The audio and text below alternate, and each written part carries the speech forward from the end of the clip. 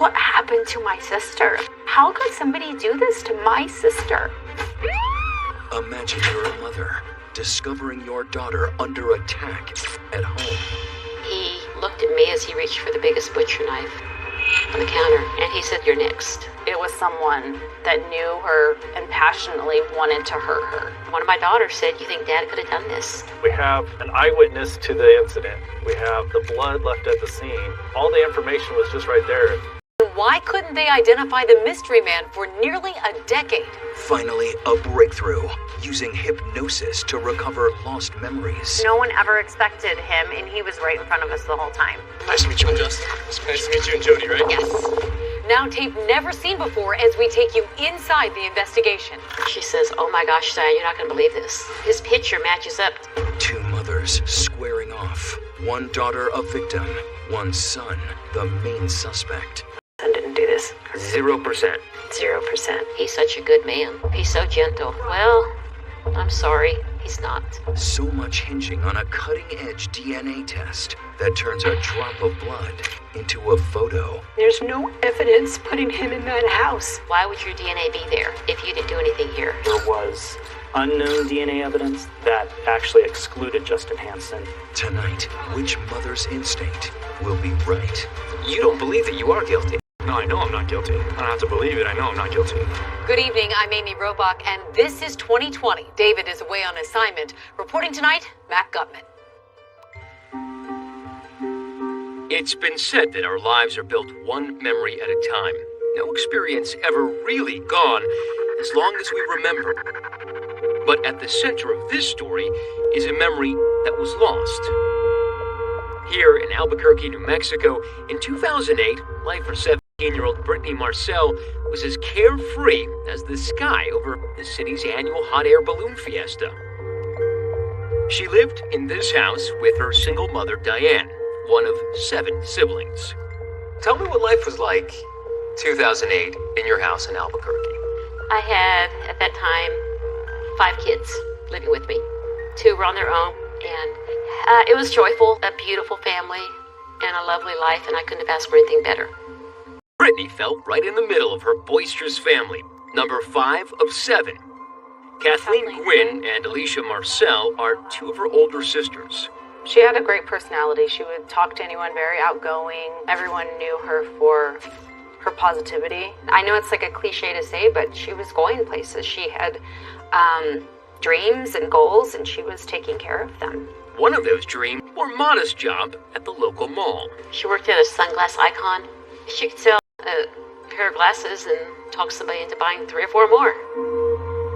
The mall was just down the road from where the Marcel family lived on the west side of Albuquerque, a cozy swath of suburbs just off the Rio Grande. Our neighborhood was perfect. It was nice. Nothing happened like that. Which made what did happen here on September 11th, 2008, so unfathomable. It was a Thursday, and Brittany would be out of school early. She said, "Do you want to meet for lunch?" I said, "Sure."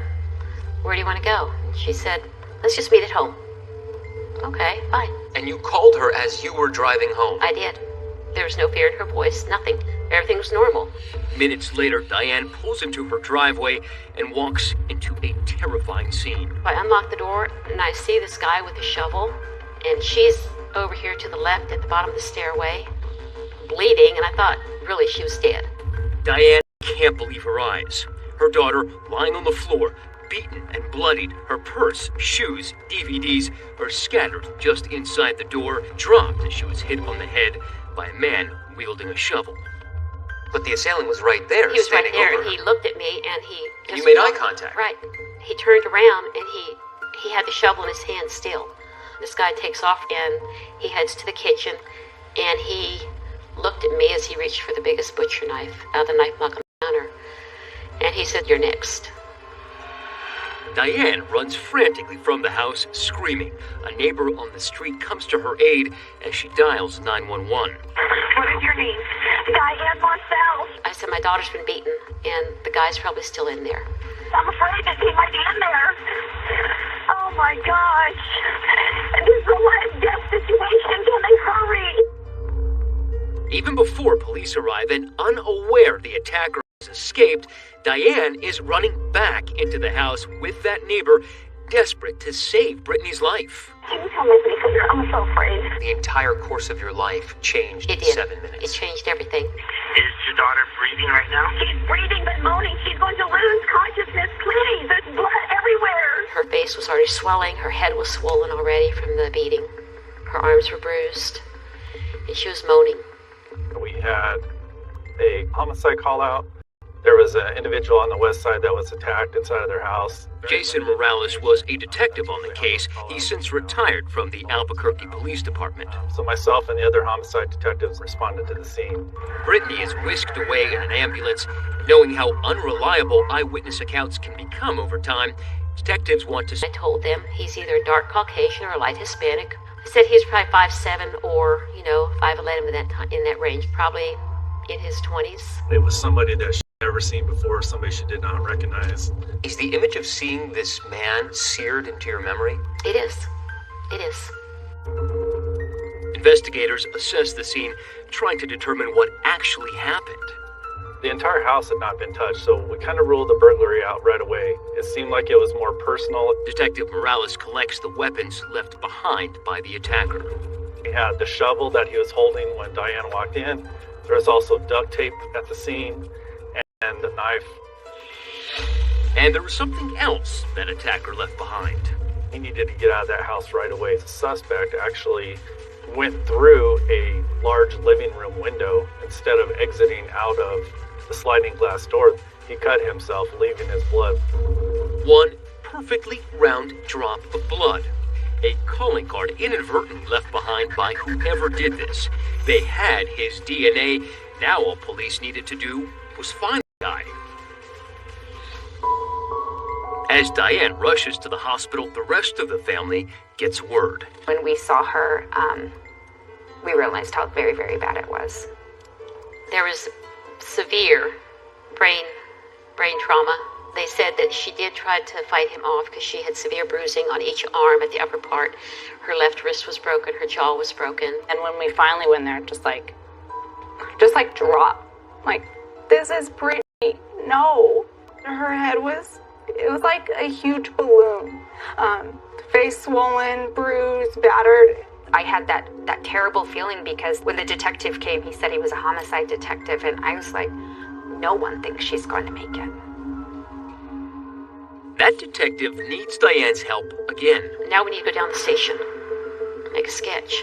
The quicker we get it out, the quicker we can publicize it. This is the man police want to talk to in connection with the vicious beating. As police start fielding tips, Brittany's family can only pray she will somehow pull through. Coming up, who could have done this? We all thought it was someone that she knew. Could that someone be closer to home than anyone suspected? One of my daughters said, "You think Dad could have done this?" Stay with us.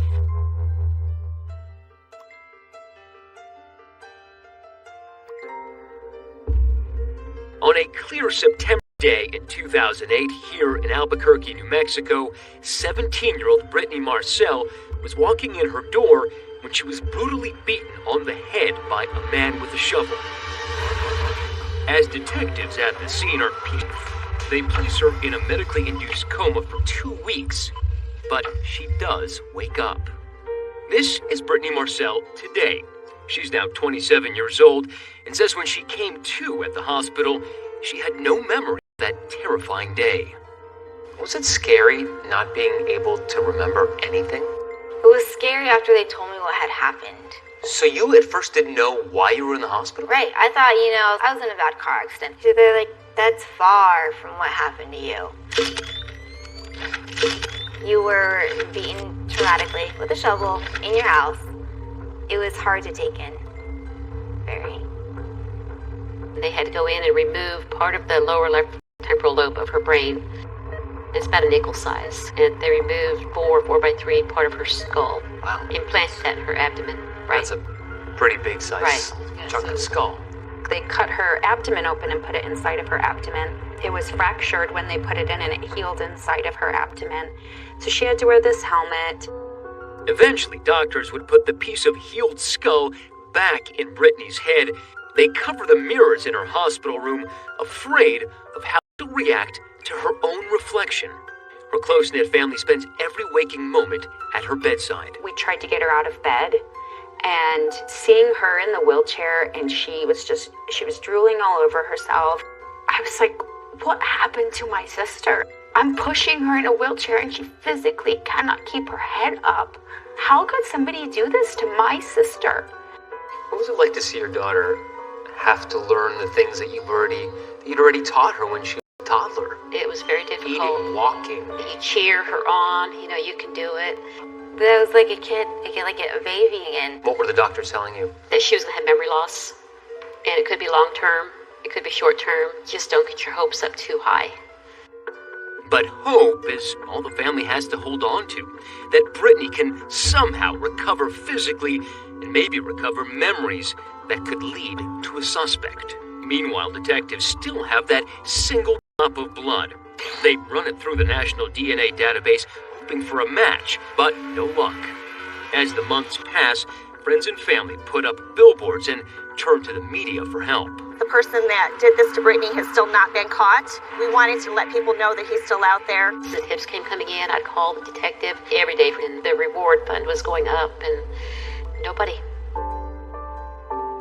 The Marcel home, once filled with so many happy memories, now too painful for Diane to go back to. You never lived in that house I never lived there again.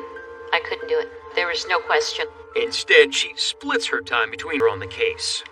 You were suspicious of basically everybody. I was. Everybody was on my radar. I don't care if it was a friend, a neighbor, a co-worker. I wanted to know who did it, and I wasn't going to trust you. We all thought it was someone that she knew, just based on how passionate of a crime it was. But figuring out who would want to hurt the high school senior with that beautiful smile wasn't easy. She had no enemies. At points, I thought it was mistaken identity. Diane begins to think that perhaps she was actually the intended target. After all, she did go through a contentious divorce just 6 years earlier. My ex-husband, he was a bitter person after the divorce. One of my daughters said, "You think Dad could have done this?" Wasn't just bitter, he was violent. I got out of a marriage because of domestic violence. Do you know that he had been violent towards her? I did. As a kid, I distinctly remember that. And it was something you shouldn't remember. Maybe he, had hired somebody at one point because he didn't like me anymore and they got the wrong person. But her suspicion would soon turn into more disappointment. We were able to speak to him and kind of figure out where he was, anybody that he might have been dealing with, and that information just never really panned out. Brittany's dad is officially cleared, and for 10 months, he continues to improve, relearning how to walk, talk, and even swallow on her own. Eventually, she managed to earn her high school diploma from a rehab facility where she lives after leaving the hospital. As you're seeing this amazing progress with your daughter in her rehabilitation, you're not seeing progress in the investigation. Right. I just thought, well, they're not going to find him. You did start to worry that the case might not ever be solved. David Waymeyer is a deputy district attorney in Albuquerque. It was pretty obvious that unless Brittany Marcel recovered memories of the attacker, that the one and only piece of evidence was a single blood drop. That's right. The whole case hinges on one drop of blood. So, 2 years after the attack, Waymeyer makes a bold move. To get around the statute of limitations, he indicts the DNA itself from that drop of blood, referring to it as John Doe. He said whenever this person is arrested, his name will attach to it right now is going to be a John Doe. Because, we know it's a man. But a name is what investigators needed to close this case, and Diane Marcel thinks a new detective could breathe new life into this investigation. Talked to the sergeant. I said, when can we get a new set of eyes on it? She said, I got somebody for you. She told me, I'm going to find the person who did this. And her out-of-the-box approach is about to turn this cold case red hot. She said, just try something new. And it turns out hypnosis would be the key to unlocking Brittany's memory. In the video, she's... Next.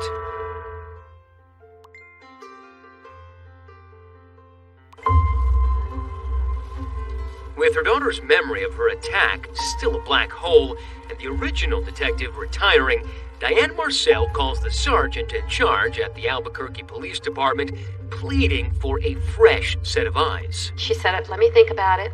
And then she called. I got somebody for you. I was always interested in criminal justice. And then in 1999, my sister was murdered. Lisa Kindred was gunned down sitting in her minivan on Mother's Day 1999. So that pretty much set off my path to being a homicide detective.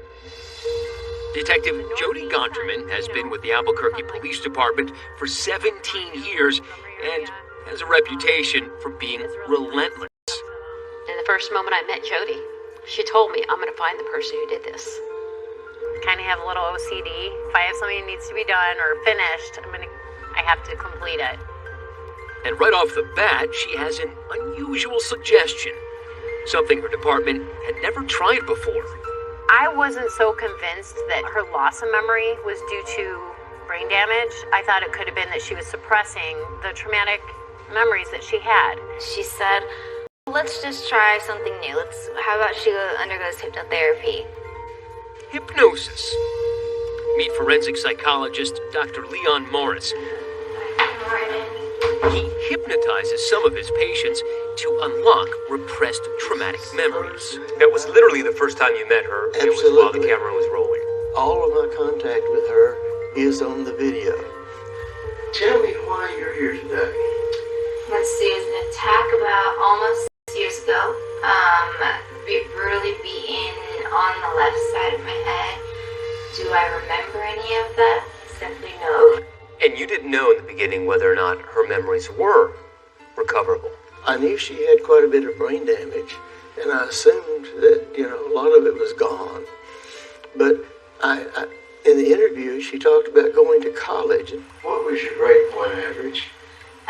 3.7, 3.5, 3.7, I can't So you did extremely well in college. And I thought, well, wait a minute. She must have remembered something from her previous education. There's some memory there of some kind. After his initial interview, Dr. Morris puts Brittany under hypnosis.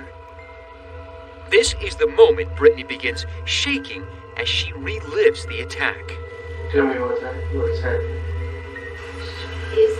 He's hurting. I'm bleeding. Did he say anything? Not a word. You can feel it almost, like you're kind of reliving that. And you did say during it, you said, stop, that hurts, please. Yeah, I was like defending myself almost. When I saw it, it was heartbreaking to know that she relived it in her mind. After that was done, the doctor told me that she's going to probably start remembering now. And that's exactly what happened. Detective Gonterman follows up with Brittany over the phone, and lo and behold, she remembers even more detail about her attacker.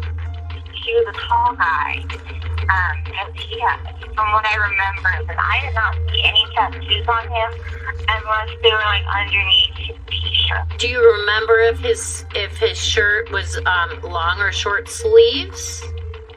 It was short sleeves. I remember the eyes though. They had to have been brown. The first fresh lead in years spurs Detective Gonterman to try something else new, seeking out a cutting-edge DNA test that promises to extract more information than ever from that drop of blood. And they would take a DNA profile and they would give us hair color, eye color, ancestry, and then they do a 3D computer-generated image of what your suspect's going to look like. I was skeptical, but it was an encouraging sign to attempt it, to do anything that could build on what we knew was our single piece of DNA evidence. While Detective Gonterman waits for that computer-generated image to come back, she gets a call from Brittany. A name has popped into her head, one she says she can't stop thinking about. She said, Jody, I remember the name Justin Hansen. She said, I remember working at the kiosk at the Cottonwood Mall, and he would come by and visit me. But that's it. No memory specifically linking Justin Hansen to the attack. He is 7 years older than Brittany. She says she met him years earlier through a friend. When I was in middle school, I had a best friend named Abby, and she had an older sister named Lauren. And Lauren ended up getting pregnant by him. Whenever I went to Abby's house or so, he would be over with Lauren. By the time Brittany got to high She says her friendship with Abby had soured, but every once in a while, when she was working at the mall, she says she would still see Hansen. Do you remember any of the conversations that you had with Justin? They were just like, hey, how's your day? How was school? What are you doing later? You know, like a regular talk you'd have with anybody.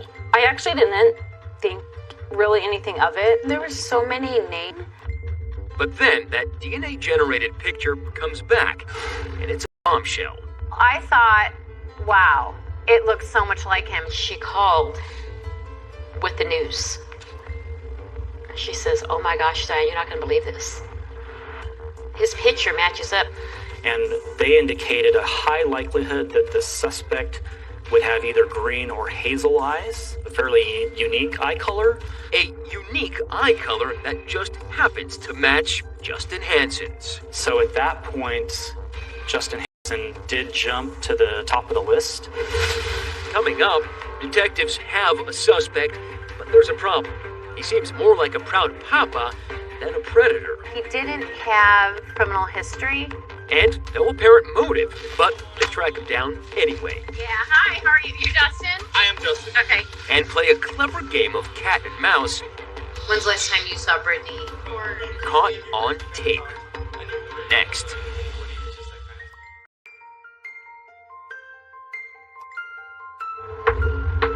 Last year, the man who lived in this house, Justin Hansen, found himself in the crosshairs of one determined detective.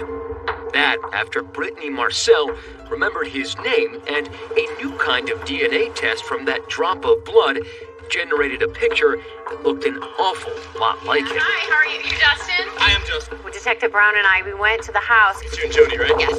Justin came outside, and he was in his bathrobe. I'm investigating a case. It's an older case, and I'm just going back to talk to the friends or people that knew Brittany Marcel. Okay.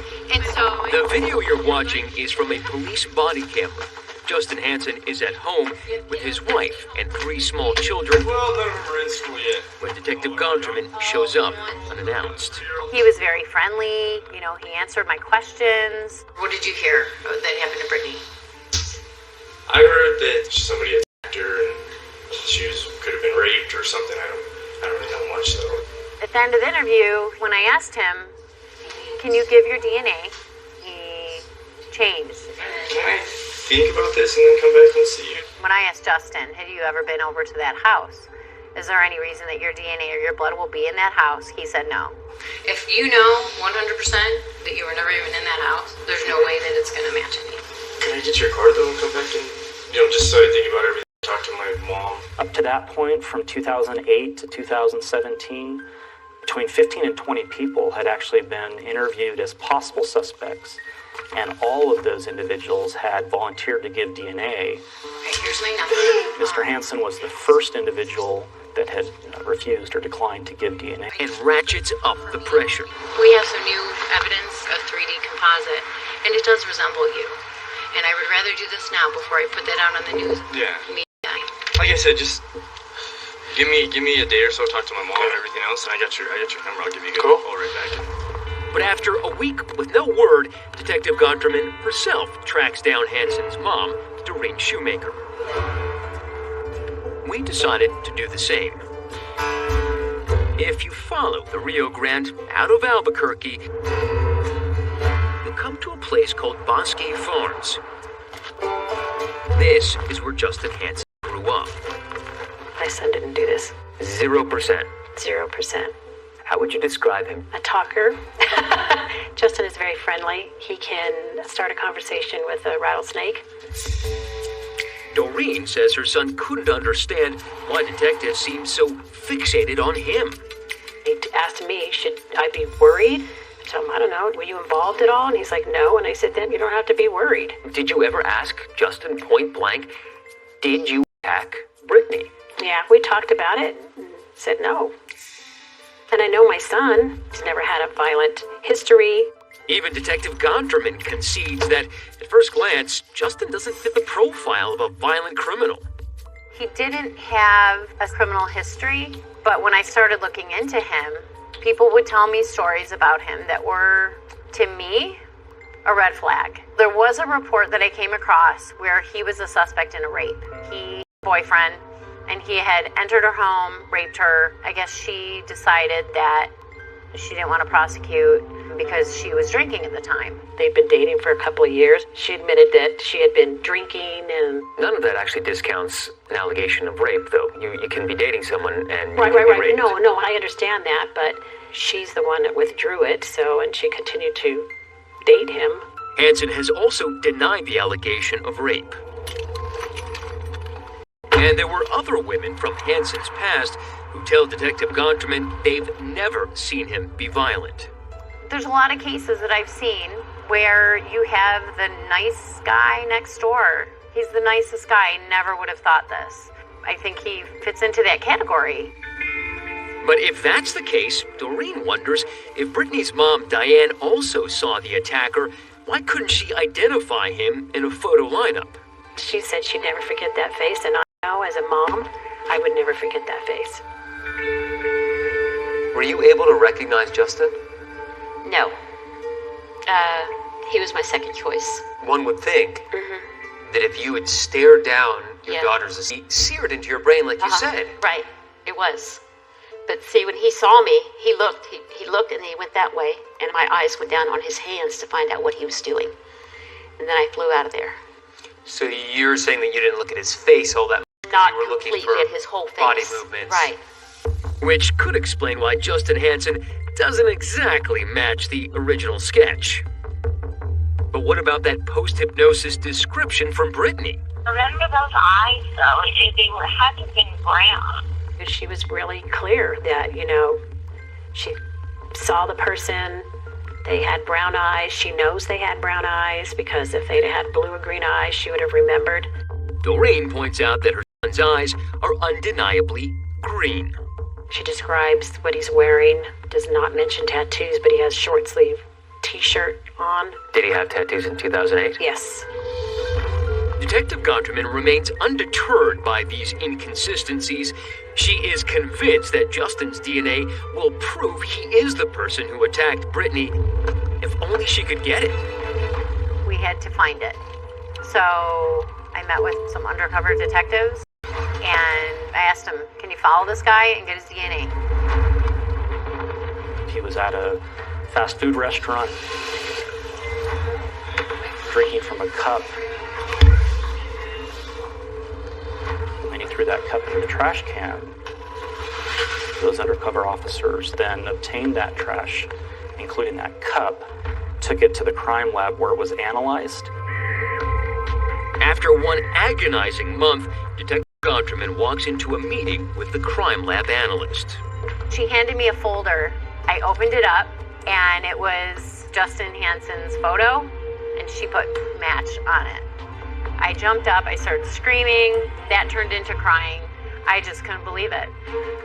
When we come back, with the DNA match in hand, it looks like case closed. Did you do it? But not so fast. There was unknown DNA evidence that actually excluded Justin Hansen.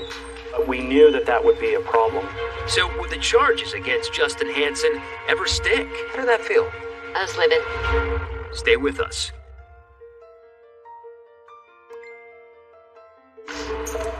After nearly a decade of searching, Detective Jody Gonterman now believes she can prove who that drop of blood from the scene of Brittany Marcel's attack belongs to. Before arresting Justin Hansen, she calls Diane Marcel, hoping to give Brittany the news. She was still trying to get a hold of Brittany the day of the arrest. She goes, where's Brittany? I said, she's traveling. She says, do you want to tell her? I said, if you don't mind. And with her sister Jennifer. So we get to the hotel. I set up my little iPhone camera, and she still has no idea what's going to happen, and we call my mom. Jody called me today, and we have a match. Really? Yes, we do. Off the cup from Justin.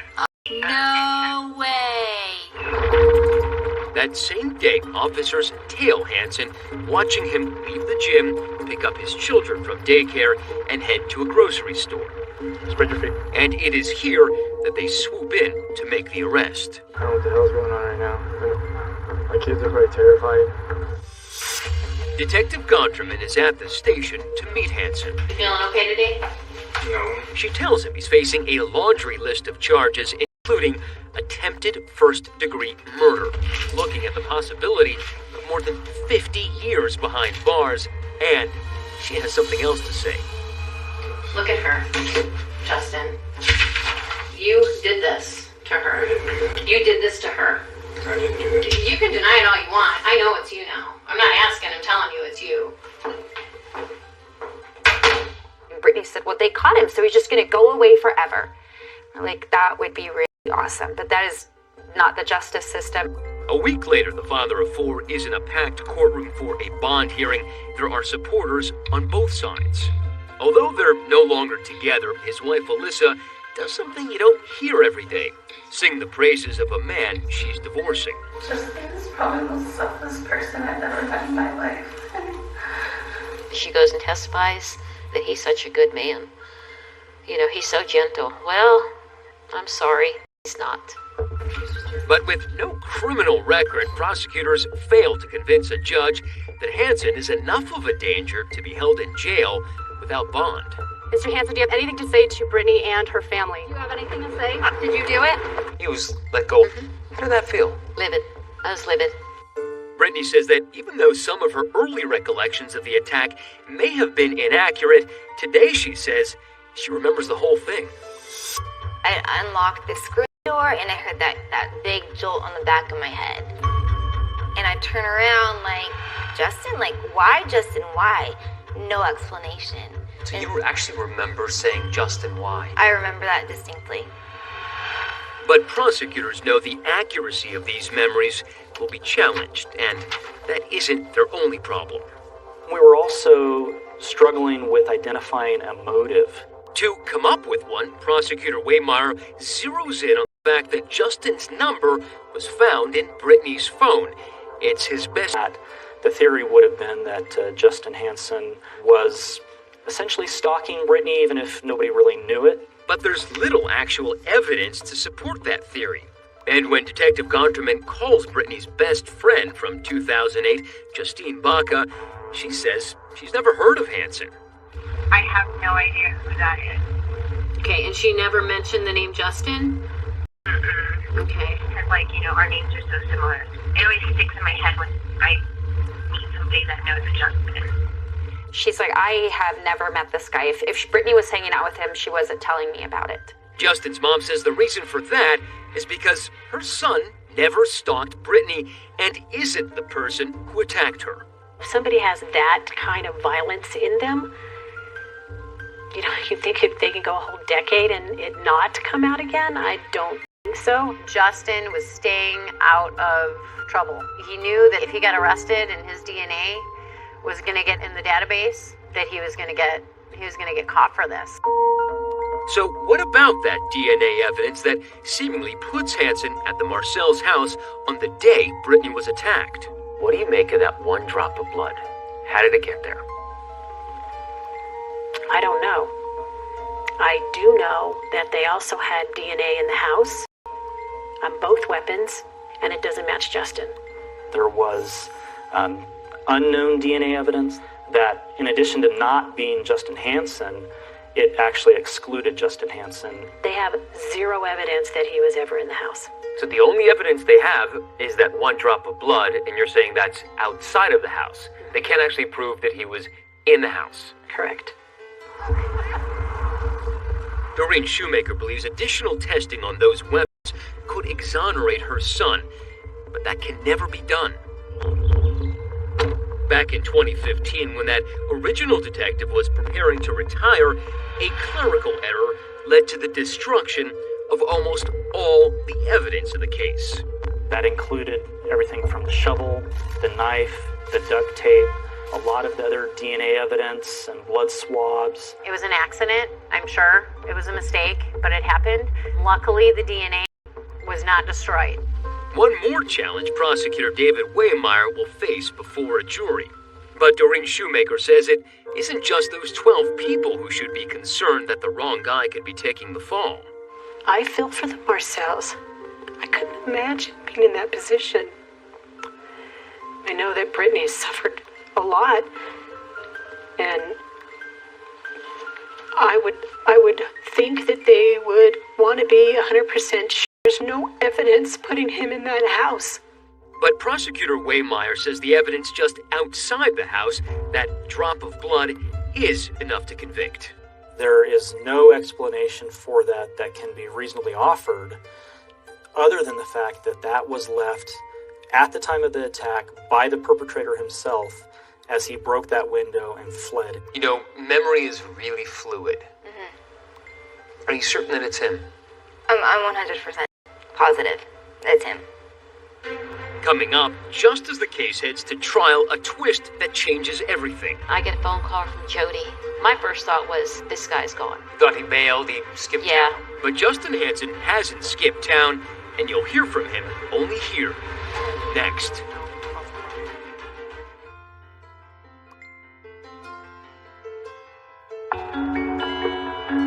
A week before Diane Marcel is set to travel back to Albuquerque from Texas for Justin Hansen's trial, she gets an unexpected phone call from Detective Jody Gondraman. She said he's going to plea. They're going to do a plea hearing today at 2. She says, I know you can't be here, but call your daughters. Get people there. The defendant agreed to plead no contest. Hansen pleads no contest to attempted murder and aggravated burglary. Prosecutor David Waymeyer says this avoids the risk of a trial while ensuring Hansen serves time. We knew that the jury would have questions on whether or not the single blood drop of Justin Hansen's, in the absence of a concrete motive, would really be enough to convict. No contest. Hardest decision of my life. Now, the way my lawyer explained it to me is no contest isn't a guilty plea. It's basically saying that you understand that there's a chance if you took it to trial that you could be found guilty. But afterwards, once you get out of prison, you can be a felon, which means essentially it's a guilty plea. But you don't believe that you are guilty. No, I know I'm not guilty. I don't have to believe it. I know I'm not guilty.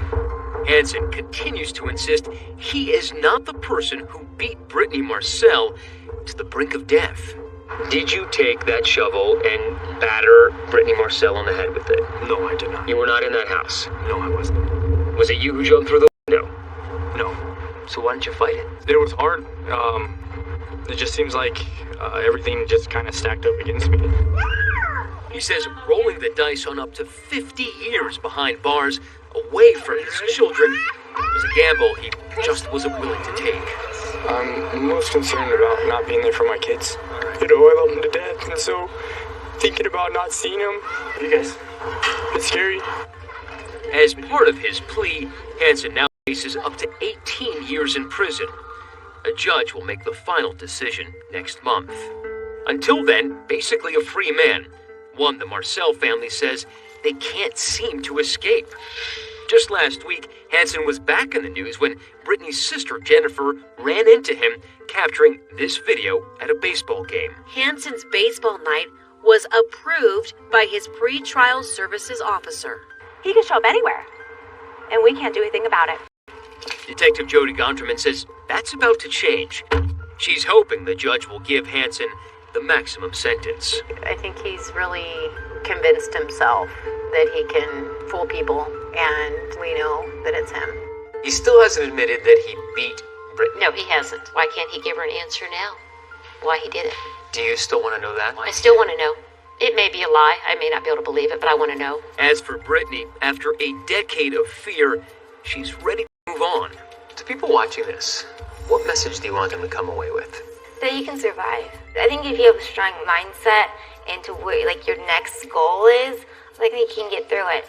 So even though some of her memories are streaked with pain, Brittany Marcel says she's now ready to make new ones. What's your greatest hope for Brittany's future? That she's able to get out there